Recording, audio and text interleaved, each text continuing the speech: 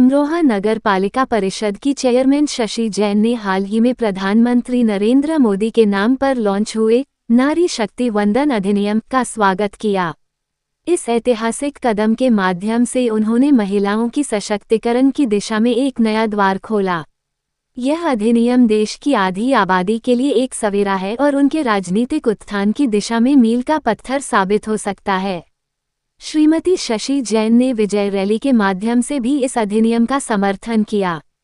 उनके नेतृत्व में नगर की महिलाएं ने एक रैली निकालकर प्रधानमंत्री के समर्थन में नारेबाजी की और महिलाओं की भागीदारी को बढ़ावा दिया।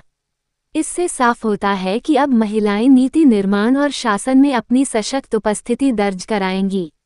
चेयरमैन शशि जैन ने पत्रकारों के सामने भी अपनी बात रखी। उन्होंने कहा कि नारी शक्ति वंदन अधिनियम 2026 महिला सशक्तिकरण के लिए एक महत्वपूर्ण कदम है। उन्होंने ये भी कहा कि महिलाएं अब सरकारी नीतियों और कानूनों में भी अपनी सक्रिय भागीदारी दर्ज कराएंगी। अमरोहा नगर पालिका परिषद की चेयरमैन शशि जैन के इस सकारात्मक कदम से स्पष्ट होता है कि नारी शक्ति के विकास के लिए एक महत्वपूर्ण उदाहरण प्रस्तुत किया गया है।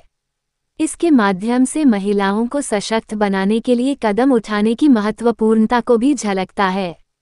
नारी शक्ति का समर्थन करने वाले उन सभी लोगों को सलाम।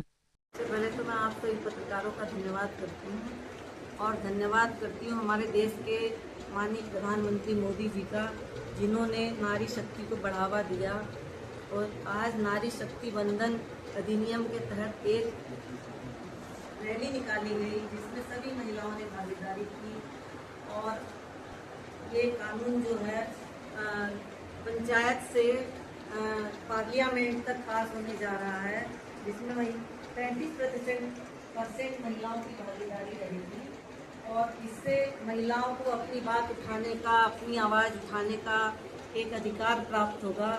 और इसके लिए मैं सभी लोकसभा के सभी सांसद भाइयों का भी धन्यवाद करती हूँ, जिनके सहयोग से ही यह नियम पारित हुआ है और बहुत महिलाएं इससे आगे बढ़ेंगी, क्योंकि मैं भी एक महिला हूँ और आज मैं यहाँ बैठी हूँ तो हमारे देश के प्रधानमंत्री जी जो महिलाओं को आगे बढ़ावा दे रहे हैं, ये इसका कारण है।